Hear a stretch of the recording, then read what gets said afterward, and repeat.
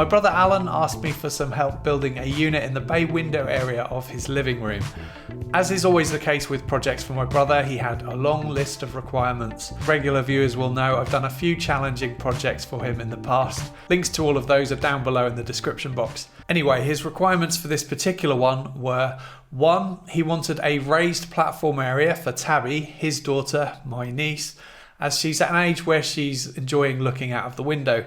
2. It also needed to double up as storage space for her toys underneath. 3. It would need a ladder so that she could climb up. 4. It would have a removable slide so that she can slide. 5. As there's a radiator on the back wall, it would also need a radiator cover to keep her hands away from the hot radiator. And finally, 6. He wanted it to be built as if it was a temporary thing so that it would be easily removable in future. Perhaps the biggest challenge of all, though, was that we only had one day when we were both available to make it, and that's the reason I chose not to film this one. As much as I'd like to have filmed it, it would have just slowed us down too much. Prior to Alan's visit, I did a quick mock-up design in SketchUp based on the dimensions that Alan gave me for the space, and I designed it as 3 independent freestanding sections which we could make using 3x2 CLS timber, as it's cheap, strong and easy to get hold of. Each section would then have an 18mm MDF front panel mounted to the front, and the 3 units could be placed down in situ and fixed together, and a top could be scribe fitted to the wall, which again would be 18mm MDF. At the design stage, there was also talk about some sort of safety barrier at the front to make sure that there wouldn't be a risk of Tabby falling off the edge.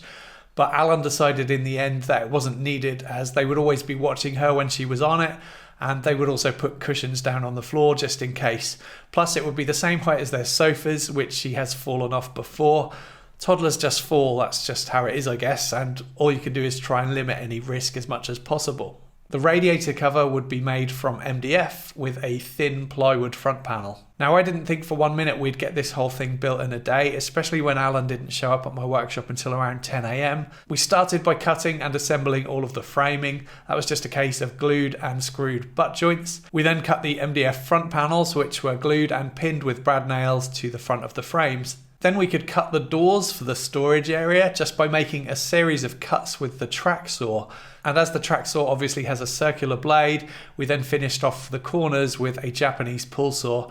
And that worked out really well. The blade in the track saw has a 1.6mm kerf, so that was the gap around all 4 edges of the doors. We added the hinges, and later Alan added some magnetic door stops on the inside and some handles. We then started working on the radiator cover, which again we kept very simple. It consisted of 2 18mm MDF legs, an 18mm top, a thin plywood panel on the front, and a cleat on the inside just to provide extra support and gluing surface. And I think from memory we also added a rail at the bottom just for a bit more rigidity. The top panel was joined to the legs using 8mm dominoes so that there'd be no visible fixings. Obviously a lot of the heat from the radiator is going to escape into the bottom section of the cabinet, but that was a sacrifice that Alan was happy to make. In order to allow the heat to escape from the top of the radiator though, we first thought about using the router and cutting some vertical slots in the front panel, and I made a quick jig to sit over the plywood that I could use as a fence to cut the slots. And that was working out okay right up until I was about halfway through cutting the slots and I had a small lapse in concentration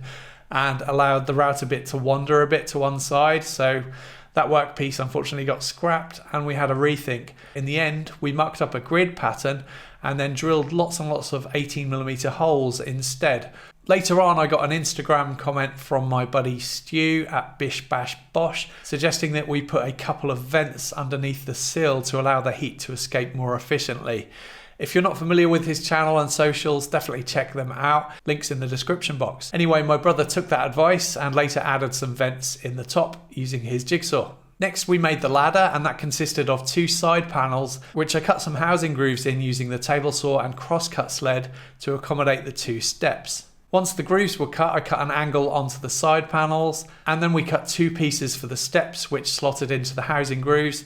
And I think we also added some cleats underneath each step for some extra strength using some scraps of pine. And later on, Alan secured that ladder to the right-hand side front panel with a few screws from the inside. Finally, we needed to make the slide, and for that I cut two 18mm housing grooves along the length of two pieces of 3x2. Again, I used the table saw for that, just by making a series of cuts. And then I could cut the angles at the end where the slide would meet the floor, and at the top I added rounds to make it as child friendly as possible, and I cut out a hook shape so that the slide could slot securely onto a dowel, which would later be mounted to the top panel with screws. And then a piece of 18mm MDF, which will be the main panel of the slide, was glued into those housing grooves and clamped up nice and tight.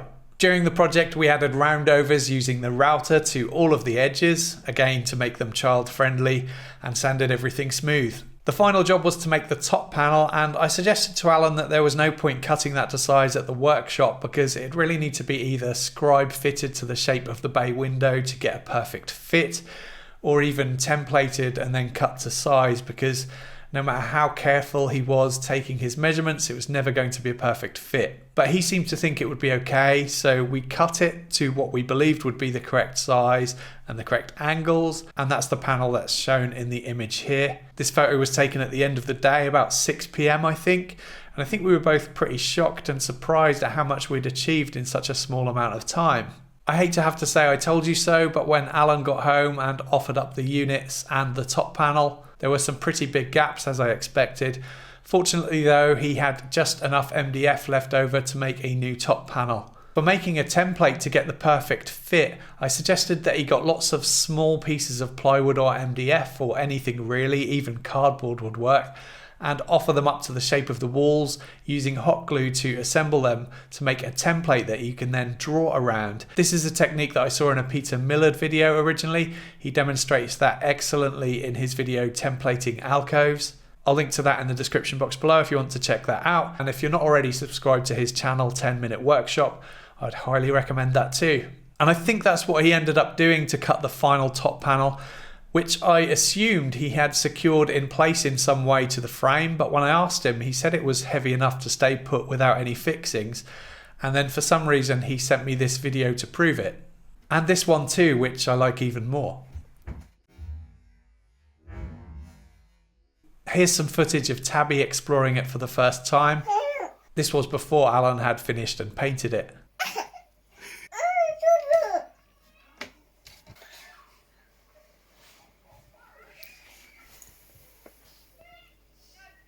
Ready? Whee!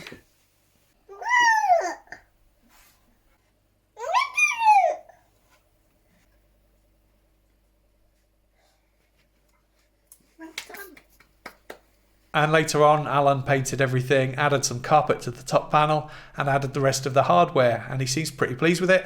Tabby seems to really love it too, so that's great. So yeah, it went very, very well.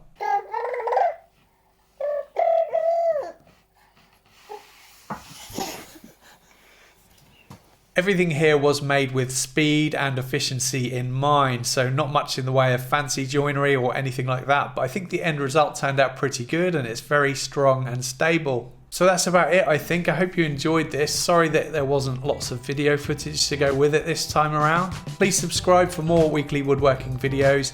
If you'd like to help support the channel, you can do so via PayPal or Patreon or YouTube channel membership, where you can get early access to my videos, exclusive content, free project plans and cut lists, and a name credit at the end of my videos.